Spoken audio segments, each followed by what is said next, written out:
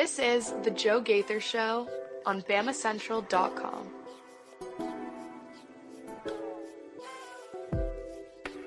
Good morning, Tuscaloosa.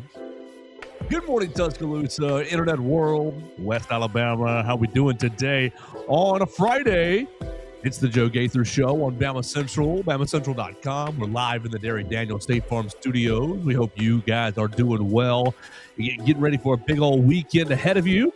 We're going to talk about a lot of things today in the Derry Daniel State Farm Studios. We're live on the BamaCentral YouTube channel, on the BamaCentral Facebook page. You're listening to us on Apple Podcasts, Amazon, Spotify, wherever you get your podcasts. You can find the Joe Gaither Show on BamaCentral. Call Derek for all of your insurance needs at 205-758-3391. We're going to have a lot of fun today with Theo, Fernandez, and Katie Windham talking about Alabama basketball's game against Auburn tomorrow. We're going to get a little softball discussion going as the Crimson Tide is opening up SEC play this weekend. We will highlight and celebrate a basketball win last night and, of course, an off-court win for the men's team as well yesterday, a 5-star committing to the Crimson Tide. So lots to get into today on today's program. We invite you to jump in and join us on the comments section at BamaCentral, at Joe Gaither 6, at Theo Fernandez _. You can leave us a comment, question, query, or complaint, or you can leave us a voicemail at 205-462-7340, extension 800. Of a lot of fun today. And the program, of course, is brought to you by Purple Turtle Roofing. Visit them online today at roofturtle.com for all of their products and services. You can see what they can do for your metal roof, for your shingle roof. They'll come out and give you a free roof inspection today. Visit them online and set that up at roofturtle.com. As we said, we're hanging out with Theo Fernandez. We're going to be hanging out with Katie Windham. You can follow Theo at Theo Fernandez _. Theo, real quick before we get Katie involved into the program, County High Wildcats. Wildcat way. Finalists, right? Tell us just 1 minute what happened yesterday with the Wildcats. Thrilling basketball game, 75-70 in overtime against Dothan. 10-point comeback late in the third quarter to tie the game with a just sick shot with under a minute, then blocked a potential game winner. Just what a game for those guys. Kurt Weeks and the Wildcats, I mean, they are looking for their first state title since 1960. Wow. And it would be like they had a crazy run to win baseball last year, and now they could do this in basketball against Hoover on Saturday. It's been a special season there already. It's going to be a big-time game Saturday. I have a package that I just posted out on Twitter. If you guys want to learn more about the team, it's been a fun season. It's been a good ride for Kurt Weeks. Well, looks like it's got one more game left. On Saturday, we'll see if they can upset the Hoover Bucks and call themselves 7A state champions. We'll say good luck to the County High Wildcats. But we're not here to talk about County High. We're here to talk about Alabama athletics with our friend Katie Windham. You can follow Katie Windham at Katie Windham _, the lead writer for BamaCentral.com. And oh my gosh, she has so many balls in the air that she is juggling right now. Softball, gymnastics, men's basketball, little women's basketball. All kinds of things. Spring football on Sunday. So goodness gracious, Katie Windham, how do you do it and how are you this morning? Thank you for your time. I'm doing good, guys. Yeah, I think people think sometimes that football, they just assume that that's our busiest time of the year just because it's the biggest sport. But football is the most regimented schedule in the fall. They play one game a week. It's the same time. Their media schedule is the same time every week. So, yeah, this is definitely the busiest time of the year. And I'm just going to go ahead and say, I'd say there's a 90% chance my connection cuts out today because it's been doing that all week, and it does on StreamYard a lot anyway. So just listeners, be prepared for that. But I'm doing well. And, yeah, a lot going on for Alabama right now. A lot of good stuff going on for Alabama right now. Absolutely. And Theo, that's why we have Theo here. If your internet connection has a little problem, I can just lean on Theo just a little bit. You said a lot of good things. Let's start real quick with last night's victory. Alabama basketball beats Tennessee 76-64. That's 2 wins in a row in the SEC tournament, now into the quarterfinals. So starting as the 11th seed and now has made it all the way to Friday. They're going to be taking on Texas tonight at 7:30. Katie Windham, you tweeted it. about 40 wins in a row for Tennessee in this rivalry before Christy Curry arrived in Tuscaloosa, and now Christy Curry is kind of biting back into that record a little bit and gets another win over Tennessee. Did you watch? Theo was watching it at the WVUA last night. I watched about 2.5 quarters, and once I realized, okay, this thing is put to bed. Alabama's going to win. I turned it off and put on my evening programming to wind down. Katie, what do you think? Ace Austin and the ladies getting it done. Yeah, I was at community group for the first part of the game, but got home and watched the second half. And so I didn't see the beginning, but they led wire to wire, just really kind of a dominant performance against Tennessee. And even though Alabama was the 11th seed and Tennessee was the 6th, I'm pretty sure just one game separated them in the standings. I'm pretty sure Tennessee was 8-8 and Alabama was 7-9. And the whole middle of the SEC was like very jumbled. If one game would have gone different for Alabama, if they would have beaten Auburn on the road like they should have, they would have been 8-8. They would have been seeded higher. If they would have beaten Auburn and A&M, they could have even, had the double bye potentially. So there really wasn't necessarily that much separating Tennessee and Alabama. I don't know how much y'all get any women's basketball tweets sprinkled in your feed on Twitter, but what Tennessee women's basketball program has kind of been in, I don't want to say shambles, but shambles by their fan standards the last couple of weeks. There's just been a lot of drama surrounding that team. So I thought there was going to be a pretty good chance that Alabama was going to pull that out. And generally, Christy Curry's teams have done pretty well in the SEC tournament, besides last year when they really needed to just win one game to secure a top 4 NCAA seed and weren't able to do that. But generally, they've made some runs. Like they talked about, I saw the stat over Twitter last night that was the first second time ever, first time since 2017 that Tennessee had lost their first game in the SEC tournament. And that game was also, I believe, to Alabama, and that team kind of made a run. So now that I say that, I could be wrong, but I'm pretty sure it's right. I know she has made some runs in the SEC before with teams that weren't very good. This is a pretty good team. They've been ranked for most of the year. They are an NCAA tournament team. And so it was good for them to continue that. And then they play Texas today, which that was their last regular season game. It was a pretty close game in Coleman. I don't know if they'll be able to replicate that, but I think that they could beat this Texas team. Do I think they have a chance of winning the SEC tournament title? If that means they have to beat South Carolina, probably not, especially since it's in Greenville, South Carolina. But, I don't think that's necessarily the expectation for this team, even though I think the players, either on the postgame set on SEC Network or when I was reading through the transcript of their postgame last night, so they talked about, their goal is to win the SEC tournament, which, every team says that pretty much. But, you never know. It is March. This is March. This is March, and it does get crazy. Theo, you were talking about it before the week kind of got going, that the ladies needed to have a strong performance in order to lock up that six-line seed in the NCAA tournament. Last night, Tamia Scott, 20 points. Jessica Timmons, 23 points. Essence Cody with 10 points of her own. I know you were working at WVUA, but it was on in the corner of your eyeball. What do you think? No, I thought it was always good to beat Tennessee. And I'm always... with this team and this program, you're always waiting. Okay, you've got a lead. Are you going to hang on to it? And hey, Alabama did close very well. It was some impressive performance to watch. I know Tennessee, they've lost 7 straight now, but I think I'd have to imagine this locks up the 6th seed for you. Texas, we saw Alabama kind of compete at home, kind of competitive game. You didn't get embarrassed. I don't know what this will look like tomorrow and what'll be a full neutral site, right? Neither team will really have any fans, or I guess today actually. Now we'll see. I think Alabama's done what it needed to do, though. No, there we go. 7:30 tonight on SEC Network. So if you are looking for some Friday evening programming, you can check that out on SEC Network. But Katie, really why we wanted to have you on was the big merge of all of your sports. Softball starting SEC play this weekend, spring football starting back, and Alabama playing Auburn tomorrow in the Iron Bowl. So dealer's choice. Those are the 3 areas I want to take you into. What do you think you want to get started with first? Softball with SEC play, spring football, or the Iron Bowl of basketball tomorrow night in Coleman Coliseum? We can keep rolling with basketball talk a little bit. There we go. So Alabama's taking on Auburn tomorrow at 7:30 and was on an 8-game winning streak. Lost to Georgia on Tuesday. You were there. You drove over to Athens. We appreciate you doing that for BamaCentral.com. Make sure you follow Katie Windham at Katie Windham _. What did you make of the performance in Athens? It was Oh, just a mixture of kind of emotions or feelings for myself, and then obviously you have a huge game tomorrow night with tournament seeding on the line, 2 versus 3 seed. Obviously, well, you'll know what you need to do before the game because Arkansas and Missouri are playing at 11 a.m. But big game tomorrow night in the finale. Auburn playing for its tournament live. Alabama starting to go up against teams, starting with really Georgia and going into tomorrow night's Auburn game there, where every opponent from here on out is going to be pretty desperate to win because everybody's trying to keep their seasons alive at this point. Just kind of where are you at with this basketball team with the rivalry game coming in tomorrow night?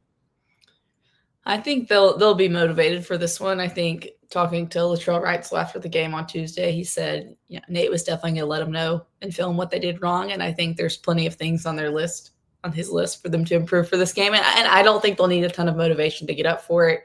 I would expect this will probably be the best crowd we've seen in Coleman all year. It's the chance to end Auburn's NCAA tournament chances. Probably, you never know with bracketology, but it probably is. It's your chance to secure a 2 seed. If you want any chance at a 3 seed in the NCAA tournament, you've got to win this game and then win some in Nashville next week. So, yeah, I think this team what Nate really emphasized after the game on Tuesday was some guys don't understand yet what it takes to win. And it's not that they don't have the talent or skill. I think there's areas of the team that y'all talked about. I listened to y'all show on Wednesday and yesterday. I think there's areas of the team that just are what they are. Like the front court is what it is. Like that's not going to change. You could say you're not going to get like a roster addition, but you did have that earlier this year. That's not going to happen again. You're not just magically going to get a 7-foot guy that comes in and solves all your problems. But they've been able to work around it and finish top 4 in the SEC with what they've had. So, yeah, they have their issues, but they also have a lot of talent, and they've showed a lot of grit at times this year. Maybe not as much on Tuesday. Nate and Latrell both kind of talked about they didn't have the fight they should have, but I think they will on Saturday. And then I don't know. This has been a different Alabama basketball team. I can't remember if it was you, Joe, when I was listening earlier this week, said something about it being a roller coaster season. And really, for the most part, I feel like this hasn't been, besides like off the court, has been more of the roller coaster, I feel like, but actually really mild compared to some of the things we've seen off the court. And while we've covered Alabama basketball the last couple of years, but I mean, really, it was a little rough at the beginning, and then they had a long stretch of good. And what's been different about this year is, yes, they are top 4 in the SEC, but it's kind of what Nate said at the press conference before Georgia of like, this team is not ranked super highly. They've been good. They've had this win streak, but nationally, they're not necessarily viewed as some huge threat. And so even that Final Four team a couple years ago, even though they struggled at the end, they had a lot of eyes on them at times. And this team hasn't as much, and I think part of that is the SEC not being as good overall. But I don't know. I think that this team definitely has a March run in them. I know after talking to Latrell on Tuesday, this is his last run as a senior. He definitely wants to make one, but a lot of it will obviously depend on the draw. And I'm getting a little ahead of myself there. But back to Auburn, I think this team's going to come out pretty motivated tomorrow. All right, Katie, on to something you said there. The team's not going to change. At this stage in the season, is there anything at any area, whether it's the rebounding, anything, where maybe we haven't seen the final product yet, or maybe we can still see something different, or are we just kind of set in stone at this point, in your opinion? Well, yeah, I mean, saying that things aren't going to change, I don't necessarily mean that things can't improve. I just mean like what your roster situation is what it is.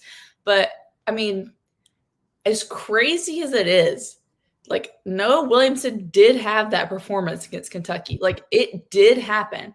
I'm not even joking or trying to be like down him. Like I really don't know if since that game he scored as many combined points in the 16 games since then that he did in that one game.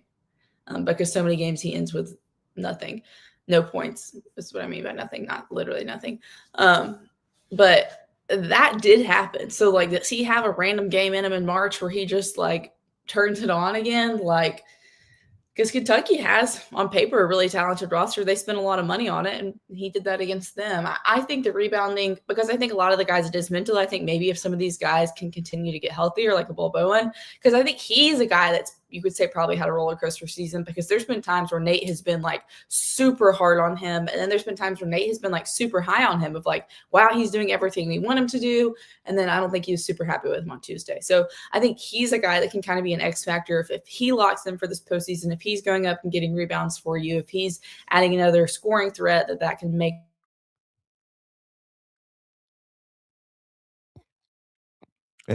That's okay. As Katie's reconnecting. As Katie's reconnecting. There she is right there. All right. So Katie, to keep the stat in your pocket, the one you just threw out there, Noah Williamson has scored 4 points. 4 total points since that 10-point performance against Kentucky. He scored 2 points against Texas, 2 against Texas, 1 against South Carolina, and 1 against LSU. So big job, Noah Williamson. 4 total points since that 10-point game against the Kentucky Wildcats. Wow. So that's, I mean, I said I didn't think it was going to be 10 combined, and I didn't realize it was probably that low, but I mean, that makes sense, because it really is. Most games you look at the box score after and it's 0, obviously, based on what you just said. 18 total rebounds since that game as well. They had 4 rebounds against the Wildcats. He's had 18 rebounds since then. More fouls than points on the season. Oh, goodness gracious. Well, Katie, what is the ceiling for this team? I mean, we were talking about it a little bit on the staff meeting yesterday. Whether you beat Auburn or not, you're in the top 4 seeds of the SEC. You're playing on Friday. It just changes opponents, whatever. So you're playing on Friday. And you're probably looking at, because of the Georgia loss, a 4 line in the NCAA tournament. You're not going to be able to get up to the 3 line unless you probably can beat Florida in the SEC tournament final on Sunday, which, who knows? But you're probably looking at a 4 line, and you're in the NCAA tournament. So what do you think that this team can do as you're looking at the month of March? Not to sound like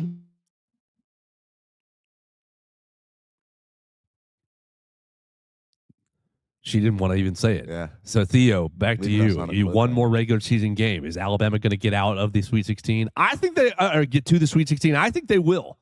I think they'll get to the Sweet 16. I think I'm asked this question about 5 times a week now, between this show, between people who've seen my Twitter stuff like at 2 work. years ago. What? Oh, we got her back.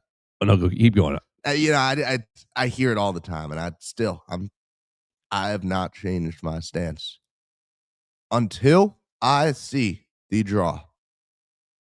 I am not going to update that stance, and I will continue to say that, Alabama is not going to make the Sweet 16. So Joe Gaither Show Bracket Challenge coming soon. Everybody can be looking for the links. You're going to have them out in the round of 32. It depends on the draw, man. Like I've said, like, for example, I saw one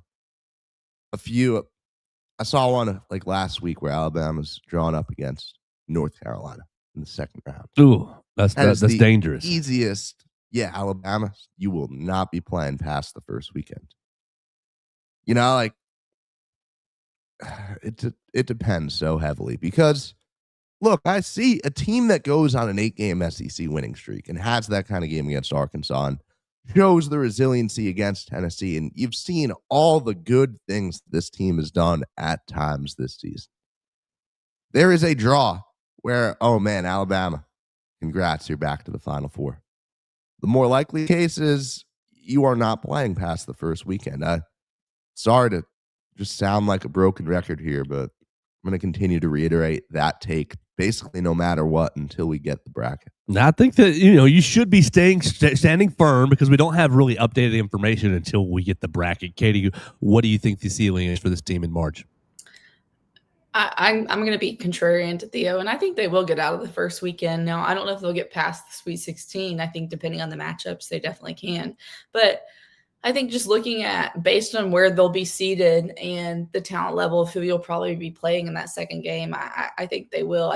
I guess under Nate, they've never had a round of 32 exit. It's always either been, in 2022, it was the first round, and then every other year they've made it at least to the Sweet 16. Is that right?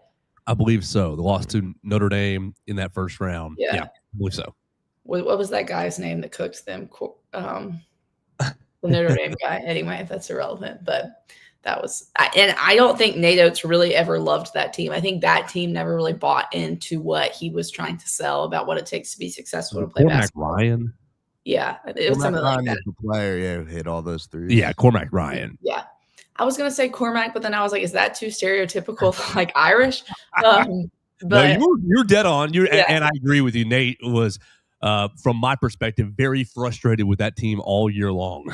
Yeah, and so I don't think this team's the case. So I think they'll at least lock in for 2 games. / should be favored in their first 2 rounds and should probably beat whoever they face. And I think the ceiling for this team is probably another Final Four. Do I think am I saying that that's what I'm predicting for this team? Am I saying that's what's likely? No, but I do think that's the ceiling for this team if they get it all together. But the problem is, like, if you face a team with some dominant bigs, like that's not going to be a good matchup for you. Yep, up a creek without a paddle. If you're playing a team with two quality bigs, I think back to that Purdue game and how close Alabama was, but like even on the scoreboard being so close, it felt like you just got dominated in that game because of the offensive rebounding issue or defensive rebounding issues, offensive for them, second chance points, and then you really just didn't have any answer for their second big. You were able to slow down one of them, but then what was it? Taylor Coffin-Wren absolutely dominating again. So any team with 2 bigs is going to be a huge problem. Last thing on the basketball front, I know you were paying attention to it yesterday, Theo, but Jackson Richardson commits to the Crimson Tide, bringing Alabama up to 3 commits in his class of 2026. You have two have signed the letter of intent and 1 is committed. Yeah, so Caden Samuels and Terrace Bowie have already signed. Jackson Richardson is now committed, and Jackson Richardson is the son of Jason Richardson, small forward, 4-star, 5-star, depends on what you want to look at. But he is one of the better players in the class of 2026, 21st in the country, ranked 21st in the country by 24/7 Sports, 66205. You get a legacy coming to Tuscaloosa, Theo.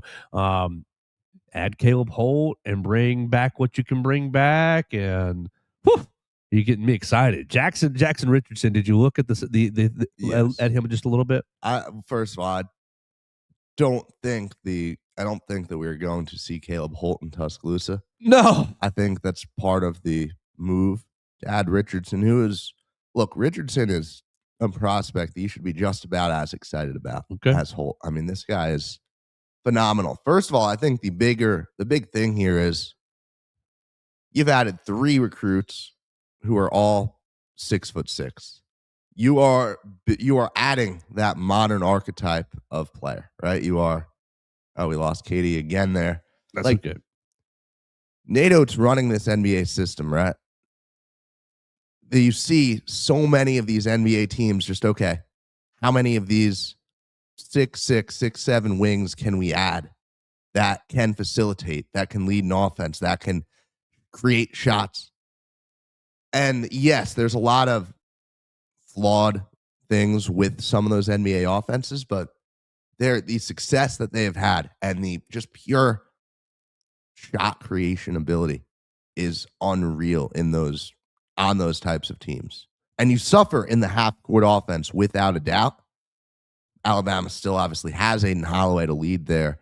I think that Nate Oates is absolutely trying to build something specific with these moves being deliberate. And I also think these guys are look, I think everyone thought that Richardson would commit to Creighton. If you're Richardson, right, and you're sitting and you watch Amari Allen go out and have this kind of season, how do you justify going anywhere else, right?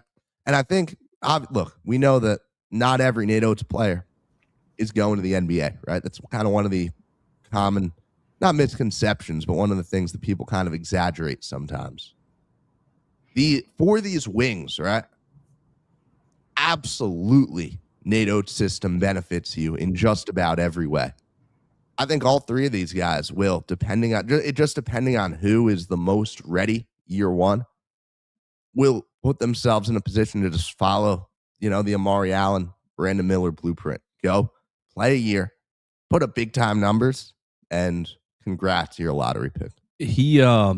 It's a little hard to tell with this baseline camera on this video that I've got from Made Hoops on YouTube, but he does look super athletic, very long, very athletic, slashing to the basket, catching alley oops, and slamming it home. Not a whole lot of shooting on this video, but you got to imagine that NATO isn't recruiting anybody that cannot shoot. So you bring in a pretty nice little recruit in Jackson Richardson yesterday, and yes, Everett, you do need to tune in more. You tell me, Everett, that you wanted more guests. You wanted more of Owen. You wanted more of Hunter. You wanted more of Katie. And so we're getting more of Katie. Katie's with us today to talk about all kinds of sports. We've already talked a little bit about basketball. Katie, can we transition you to softball? Because those ladies are still smacking the cover off the ball, sending the softball over fences left and right. But the competition steps up this week. We had you on after the first weekend, and then that kind of set up the Florida State series a little bit in the next couple of weeks of minor opponents.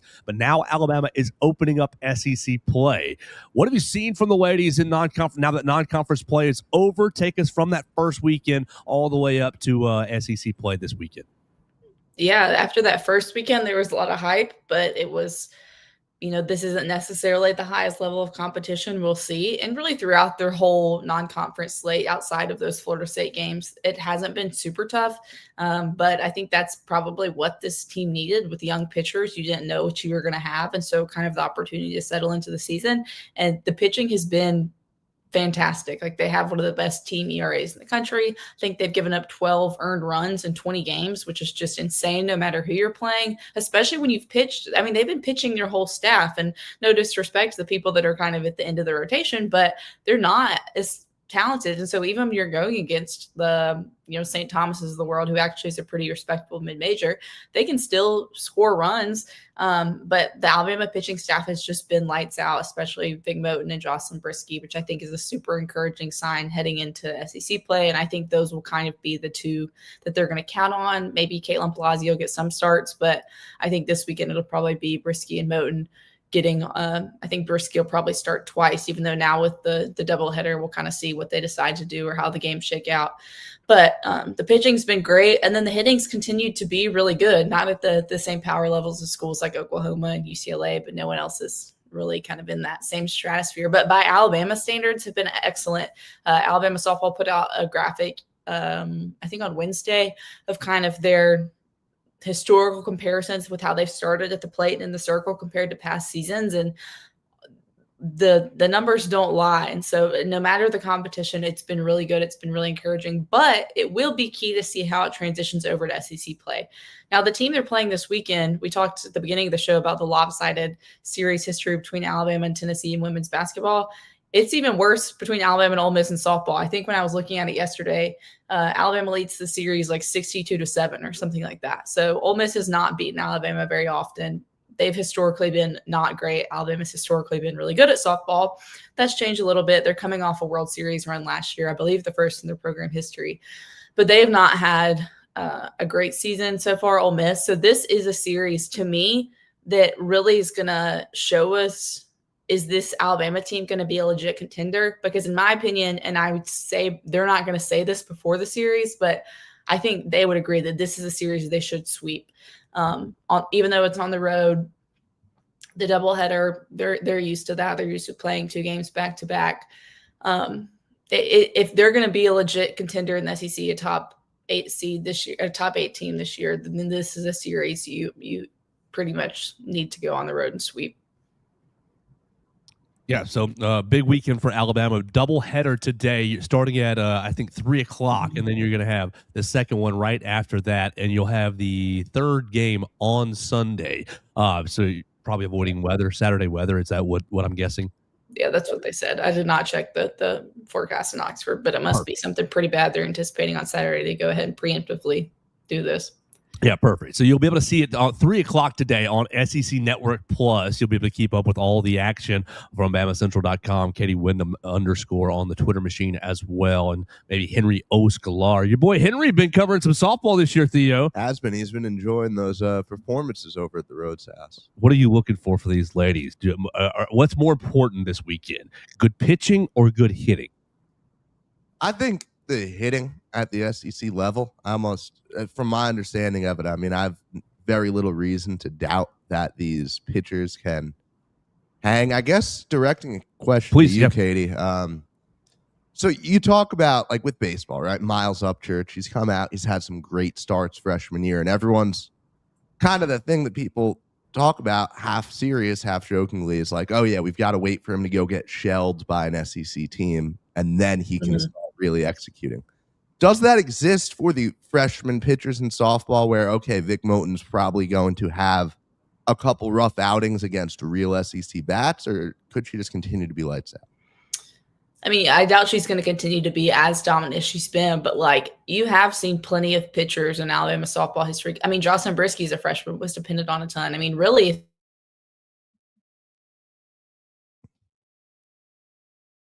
She was just getting rolling. Yeah, she was about to go off on a nice little run there, and I was curious to hear what she was going to say on that one. Vic Moten has been lights out for Alabama. I mean, she got named SEC Pitcher of the Week a couple weeks ago. I think she's given up maybe 2 runs on the season. But wasn't Palazzi National Freshman of the Week, co-national? Yeah, Palazzi threw the perfect game against Elon, which, look, that is a lower end mid-major. But with that being said, I mean, a perfect game is 21 up, 21 down is special, no matter how you slice it, right? So she did that. I think she had a rough outing the next week around against Dartmouth, let in a couple runs, but like she's another freshman who just has potential, you know? Like, I don't know. I think she's going to be almost entirely out of the bullpen in SEC play. I don't think we're going to see her start, but to my understanding, she is the top arm out of that pen, right? The top reliever. So, all right. Yeah, Katie was talking about freshman pitching where you just got rolling. You were talking about Jocelyn Brisky and it cut you off. Yeah, sorry. Alabama has relied on freshmen in the circle before, and I don't think it's going to be a case of, I mean, could she have a game where somebody just crushes her? Sure. But I don't think that's kind of the expectation that she's going to have to go through it. I think we saw when she pitched against Florida State kind of the fire she had and how well she shut down that lineup, and that's a really talented team. It's a top 10 team that I think she has what it takes. And I think it was on Gray and Tom Out of the Box, their podcast this week. They had on, I think it was Danielle Laurie, the old Washington pitcher who won a national championship for Washington. And she was saying she's good friends with somebody on the Florida State staff who said she had never really seen, like, there was one other pitcher, now I can't remember who she was comparing her to, but a freshman that could throw it that hard with that much spin. And she was talking about Vic Moten. So yeah, I think she has the good stuff in the circle that Alabama is going to be able to rely on in SEC play. So Brisky Friday, Moten Saturday, back to Brisky on Sunday. Is that kind of? I asked Murph on Wednesday and I knew he probably wasn't going to tell me. It's so funny how in baseball they literally like tweet out, "Here's who your starters," and like I could ask Murph, gun to his head, and like he would not tell me. But I think it'll probably be. I was thinking going into the weekend, Brisky, Moten, Brisky. I think this, like I said, because I think this is a sweepable series. I think this is a series you probably could pitch somebody else, but I think because they probably want it to be Brisky, Moten, Brisky going forward, I think they probably want to like test that out this weekend. And Murph had told me heading into last week at the Crimson Classic that they wanted Brisky was off her pitch count. They wanted her to either do a Friday, Sunday or Friday, Saturday, just because she had not done that yet. And she did do Friday, Saturday last weekend, I believe. So and softball players are used to pitching back-to-back days, back-to-back games. So I think that'll be the rotation. We'll see what it ends up being. If they like just kill Ole Miss in this doubleheader, maybe somebody else gets a start on Sunday. But yeah, that's my prediction. Everett, you comment, I would like to hear y'all's thoughts on women's basketball, where it stands. Everett, if you go to the very beginning of the program, you can do it on Apple Podcast, Amazon, Spotify, or you can roll back the scroll on the Facebook or on the YouTube, and you can see we opened the show with Alabama's win over Tennessee last night in their game against Texas tonight and kind of gave our thoughts on Alabama women's basketball. I appreciate your comment right there, sir. But you go back to the very beginning, and that's where we talked about that. So, Katie, I asked Theo, more important for this weekend for Alabama softball, good pitching or good hitting? What do you say? I think good pitching always beats good hitting, but I think I want to see the offense continue to do well in SEC play because Lex Papillo leads the teams in home runs right now. Last year, she did not have a home run in SEC play. So, and this is probably a pitching staff. Ole Miss has a couple good pitchers, but one that you're going to be able to hit off of easier than a team like Tennessee, who's Like, I think the only team that has statistically has been better pitching wise than Alabama has Carlin Pickens, probably one of the best pitchers in the country alongside Nigel Kennedy at Texas Tech. So I think good pitching beats good hitting, but I do want to see the bats this weekend do something, make a statement, show that it hasn't been a fluke, and continue hitting the ball well. Absolutely. So we're hanging out with Katie Windham, BamaCentral's lead writer. Should be covering really every sport under the sun at the capstone. You got any other softball questions or comments? I've got one thing for gymnastics, and then I want to move to football. Yeah, one more quick thing on softball, just for people who are, obviously most people are kind of following along a little more, I guess, casually at this point in the season, right? What do they need to, what's the biggest thing they need to know about just where the team's at right now and where you think the team can go?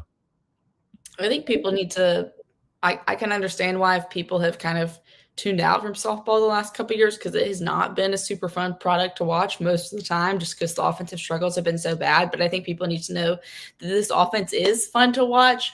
They're a top 10 team in the nation. Most polls actually have them top 5. I think if they sweep this weekend, they'll probably officially be top 5, but who knows? Not that polls really matter. It's really RPI and seeding, but fans like to hear about the polls. But this is a top 10 team nationally. It's, football didn't finish top 10 this year. Basketball is not top 10 right now. Softball is a top 10 team in the nation. Gymnastics is a top 5 team in the nation. So you have really exciting Alabama teams to go support right now, to watch. And I think this team, based on how this season has started, it will be a real disappointment if they don't end up with the Women's College World Series, which they end up there more times than not. They've ended up there the last couple of years sometimes, even when they don't necessarily have great teams. But I think this is a really good team, and I think that this season will end in OKC, little pre-SEC. Mild take, not super hot take, but mild take. They've looked really, really good so far. Theo, my only comment to that is better be in front of your TV when Salyn Hawkins is up to bat. Something's going to happen. Yeah, she's an electrifying player. And the defense, she's very good. Right? I've seen her turn some fun plays, in short. So, Katie, let's turn our attention real quick to gymnastics. Not too long right here, but that's also one of the many sports that you cover. The gymnastics program has 3 more dual meets left in the season before SEC tournament, SEC championship meet, however you want to label that. You got Kentucky tonight. You have Illinois on Sunday. So kind of a big packed in weekend for Alabama. And then you end the year next Friday against Georgia. I know a lot of people have, like the softball, have been a little out on the gymnastics over the last couple of seasons because they haven't been as electric or as impressive. But they're top 5 in the country right now. Number 3, according to the people that rank the programs. Number 3 in the country, have been really successful. Just kind of what has been your overall assessment of this gymnastics team as their season is about to come to a close?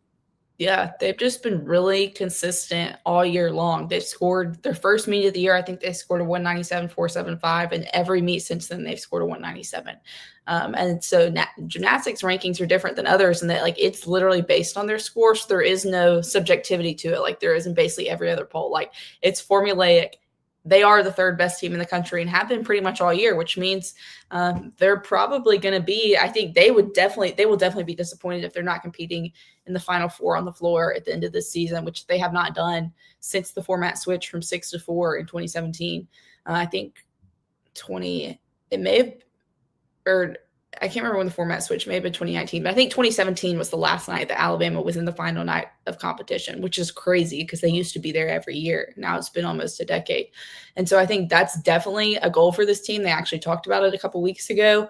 And they have the talent to do it. Their freshman, Azariah Akbar, has been phenomenal. Chloe LaCourcier is number 1 in the country on bars. She's a junior.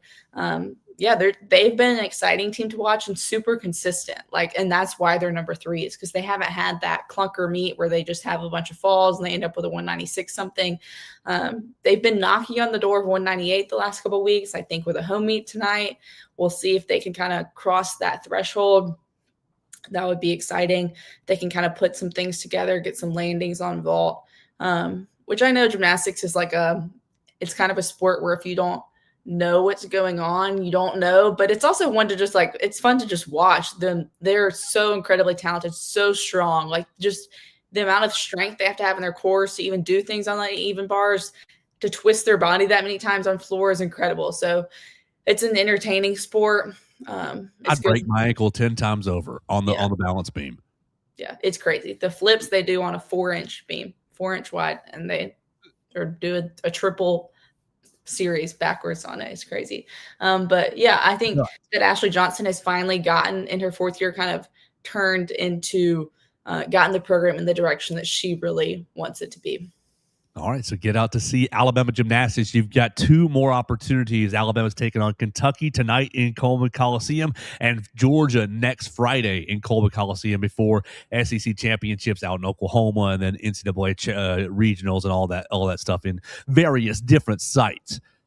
Theo, I'm going to turn us to football here in just a minute. Is that all right? That sounds great. But we've covered a lot of different sports already this morning on the Joe Gaither Show on BamaCentral. We've talked women's basketball. We've talked men's basketball. We've talked gymnastics. We've talked softball. If you like the women's sports coverage, make sure that you're following and subscribe to Crimson Flame.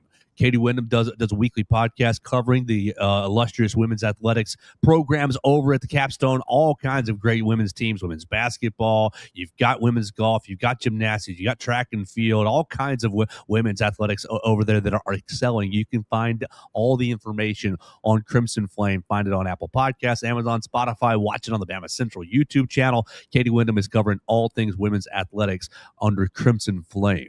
And this program is brought to you by Purple Turtle Roofing. We appreciate Purple Turtle Roofing for sponsoring the program. At Purple Turtle Roofing, we're not just another contractor. We're your neighbor and your advocate when it comes to protecting your home or business. With years of hands-on experience, top-tier certifications, and a commitment to excellence, we've built a reputation as Alabama's go-to roofing solution.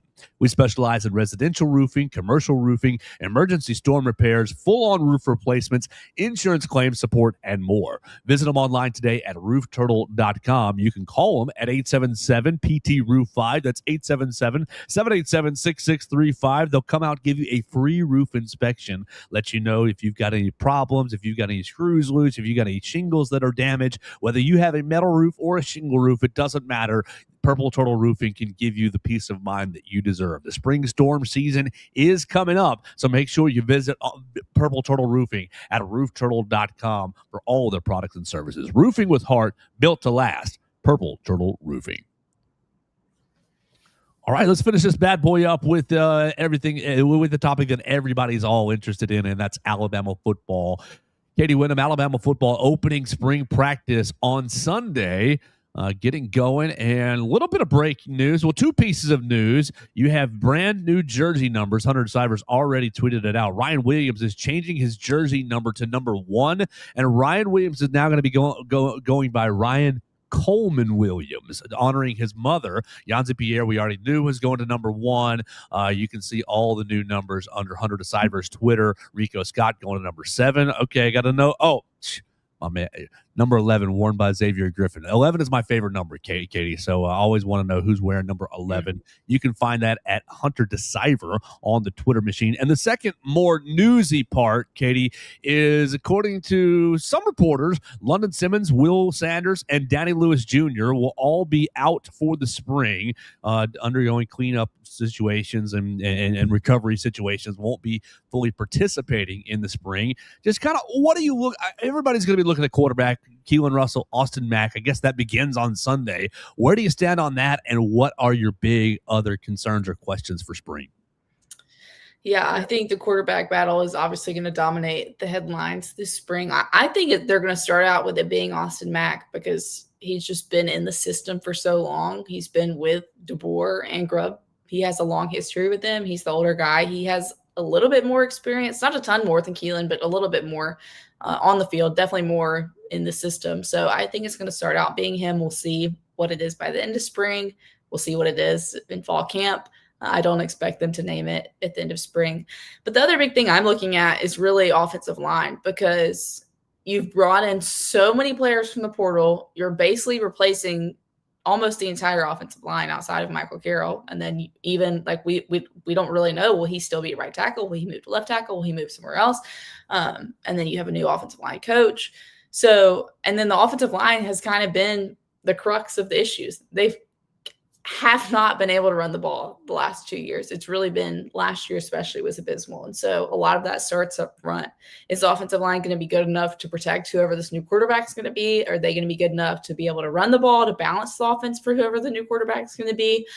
So I think that's going to be a big thing we're all going to be looking at whatever limited practice viewing we get, is quickly writing down what number, who's out there on the first team offensive line, which, man, these guys changing their numbers every year. I'm going to have the sheet right in front of me basically throughout all spring. There's no way I'm going to have memorized who all these, especially there's so many new faces in general. And then when the guys we do know change their numbers, it just makes it even harder. You know, I built last year as I was trying to learn the team, I built a Quizlet with the names and the numbers. So maybe I'll update it this year, and then I can share it with the BamaCentral staff. Names, numbers, and place of birth or former school. Former school. You gotta have with the transfer portal. Oh my goodness. One thing standing out to me as I'm looking at all these new numbers, I don't like EJ Crowell wearing 13. I know that's doesn't matter at all. These numbers don't matter at all. But just from an aesthetic standpoint, I don't know about it's 5-star running back wearing 13 doesn't excite me very much. Maybe there's got to be some significance to 13. Wasn't he 3 at Jackson? I feel like right. 3 sounds right. Okay, so maybe he wants to the closest Brooks thing. Would have had first rights to number 3. Sure. He's moving to number 3. I guess my biggest question on all this is just how many people are going to buy the Coleman Williams number 1 jersey, and what happens to the people who had the number 2 jersey? Yeah, just from a NIL. She's exactly right. She'll get jumped, but she's about to say Ryan Williams is doubling up his NIL because everybody that has the number 2 Williams jersey has to buy the number 1. They don't have to, but they're probably going to. Katie just hopped off the show to go buy it before they sold out. That's what I'm hearing. That's exactly pretty wild. It's changing. Nope, I think we got to boot her again. I've been having to just boot her out, and she's been coming right back in. So that's okay. Theo, these injuries that are kind of announced: William Sanders, Danny Lewis, London Simmons. This is the start of no spring scrimmage. I mean, you're not there yet. You're not there yet. But if you go on. More defensive linemen get injured, more tight ends get injured. This is just the start of that. I'm surprised that it's only 3. I think you're in a good place right now. You are. I get the but those are now the position groups to monitor. I find it hard to believe that injuries are going to be the reason that we don't get a game. I don't think that will be the case. He told Kalen DeBoer told Alex Scarborough 24/7 that they were leaning towards having a scrimmage, but have to make sure that it makes sense. Okay, I think you'd have to have a lot happen on the injury front. I think it would really have to every tight end on the roster being hurt like last year. Well, last year, I don't know. You have 105 people on the roster now. You have enough people to put something together. You should. Now, will they? Who knows? Katie, did you jumped out to go get your new Coleman Williams jersey? Well, I just think it's interesting because he didn't have the sophomore season on the field that he wanted, obviously, but he is one of the most marketable players in college football. Was on the cover of NCAA. So that's pretty interesting to me from a marketing perspective that he's going to change his name and what he's been known by and what he's gone by to switch it up. I don't know if that's a good marketing move because you can in a way double up on merch, or if it's a bad one because you've been known as this name, So that's kind of a mouthful, Ryan Coleman Williams. Yeah, it'll be interesting to hear from him whether he wants to be. I guess he does want to be called Coleman Williams because he's slapping it on the back of his jersey. So I guess you wouldn't do that unless you wanted to be known that way, especially considering how much attention he's getting. So it's going to be a really fun spring ahead. We will get a practice viewing next Thursday is what I saw on the schedule. So next Thursday's program is going to be a little bit delayed or different. We'll figure out what we want to do right there. But we will have a practice viewing next Thursday. Katie, I believe that with the quarterback situation, you're right. I think Austin Mack will get the first crack with the ones, but I think that what they're going to do is keep things so rotated with Austin Mack and Keelan Russell that you could talk to player A or B or C, and all three of them would be, well, I think Austin got more reps with the one. I think Keelan got more reps with the one, because they're not keeping up with it because they're practicing their own position group, right? And so at the end of spring practice, nobody's going, well, we're still evaluating. We're still figuring it out. Obviously, they're not even going to say that, oh, we think this. They're just going to say, oh, we like both of them. They've both done a great job. That's all they're going to say to us all spring when we ask about the quarterbacks. And Jet Tamala and Taden Kawa are also going to do a great job too. Oh, we love them. They're doing great, developing in the system. Katie, where's the biggest area of improvement that Alabama football needs to improve outside of the offensive line? Is it like two in the same vein to say the running game? Like I think you've got to, and Kalen said that I think in one of his interviews this week, is like that wasn't acceptable. Like Tony was doing a story the other day looking at the running game or offensive line, and I can't remember the exact number now, but Alabama finished in the like 100s in rushing yards per game. Alabama football should never be in the bottom like third 70. They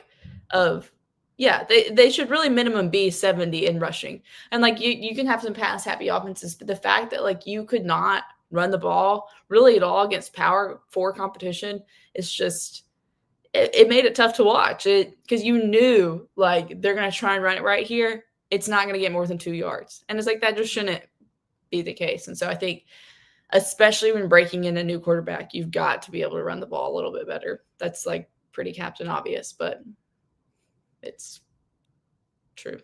So going to the running game struggles, we haven't talked about the combine all week, and I was confused with Jam Miller's 4.41, 4.42, 4.43, whatever, right in that fast range that he put up in the combine. Now, obviously, he dealt with injuries all season long. What do you make of Jam's combine time? And then really spin forward. We're still talking about Alabama football, not NFL. The running back room as it stands right now. You got AK, you've got EJ Crowell, kind of your top. Kevin Riley's coming back. Daniel Hill's coming back.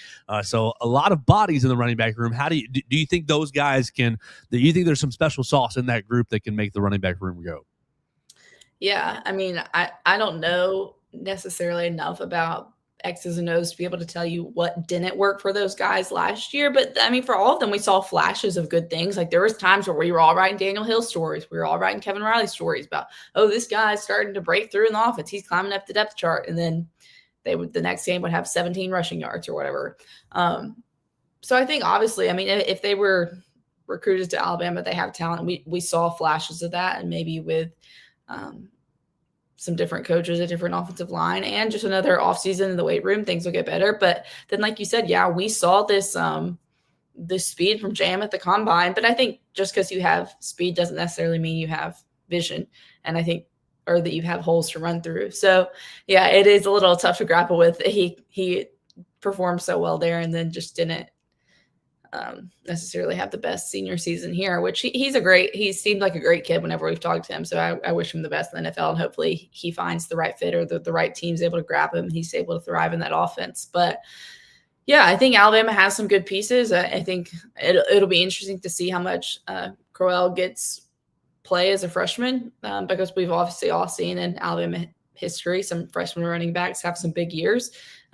Will that happen again this year? I don't know. It'll be interesting to see. I'm sure that's the thing about when we go to this practice viewing next Thursday, we're all going to write our practice reports, but I really don't know how much the rotations are going to show us about what the true depth chart is. Because these very first spring practices, it's literally the first time these new enrollees have actually practiced with the team. Well, I guess some of them practiced back in during the bowl practice, but with the current roster as it is, with all these portal guys, I think the returners are going to be first in line at all their, drills and stuff. So like, I don't know if this first week of practice is really going to tell us that much, but we'll still tell you all what we saw. I don't know how much it's really going to tell us, but I would expect that like Daniel Hill will be leading the running back drills when we're there on Thursday, but like, will it be that way in fall camp? I don't know. Well, kind of on that vein with the depth chart, throughout this whole spring period, when we walk out of Brian Tenney, after the 8A game or after whatever 8A is, will we be any closer to knowing who the starting quarterback will be this season? If they do like an actual 8A scrimmage, I think just by watching we'll be a little closer to know how many reps. I bet they would probably split the two guys with the first team, but people will definitely rush to judgments if they do any sort of scrimmage we can actually see. But I don't think they will have announced at the end of spring. And I if we don't get any sort of scrimmage, it's open to the public. I don't think we're really going to have any sort of great knowledge of who it's going to be. If we do get to see 8A, I think that'll obviously help a lot. She's Katie Windham, and you follow her at Katie Windham _ on the Twitter machine, lead writer for BamaCentral.com, covering literally every athletics program under the sun at the capstone. We appreciate your time today, Katie. Thanks so much for hanging out with us. Yeah, thanks, guys. And sorry for the technical difficulties. At least I warned y'all, and it wasn't completely out of left field. Yeah, we got you back every time, and we were able to pivot. Yeah. Theo backed me up. That's exactly right. We're going to get out of here for the day. We got a big weekend on tap. Alabama softball doubleheader today. Alabama women's basketball at 7:30 tonight. Baseball, Theo, y'all are playing some baseball this weekend, right? North Florida, final non-conference of the season. All right, so make sure you're following Theo Fernandez at Theo Fernandez on _ on the Twitter machine. And we're going to have a huge weekend on BamaCentral.com full of coverage of all the sports going on at the Capstone. We'll be in Colby Coliseum tomorrow. Oh, you want to real quick predict Alabama, Auburn? Auburn. Yeah, Ken Pom has Alabama at 93-84. And you know what? I'll just copy-paste. I'll take Ken Pom's score, copy-paste. Wait, what was this score? 93-84 Alabama. 93-84. Yeah, I mean, I think Alabama wins this game. And I think that, look, Auburn, you can see the world where Auburn goes out and, man, come on, Stephen Pearl's got us fired up. We need to win this game to make it to the tournament. And all of a sudden, Auburn is playing up to the level that they could have. I think the far more likely case is everyone's written us off. Everything's dead. The season is over. I think Alabama could go out and win this game by 20 points. I am very low on this Auburn team. I think they have effectively given up on this year, and I don't think that Pearl is able to get these guys ready for this game and competing at the level that they need to. Give me Alabama 91-72. Wow. Katie Windham, leave us real quick with an Iron Bowl prediction. I was going to say 97-82 Alabama. There we go. So three of us all on Alabama. So we'll be in Coleman Coliseum tomorrow night at 7:30. We'll talk to you on Monday. Win, lose, or draw. Goodness gracious, going to be so much to get into on Monday. Monday Selection Sunday is Sunday. Goodness, we'll be a week away. Oh, yeah. Goodness, my calendar is all screwed up right now. Next Monday, but it will be a big Monday. We'll talk about the game, Alabama Auburn. We'll talk about everything that happened over the weekend at the Capstone, and we'll do it right here on the Joe Gaither Show on BamaCentral, BamaCentral.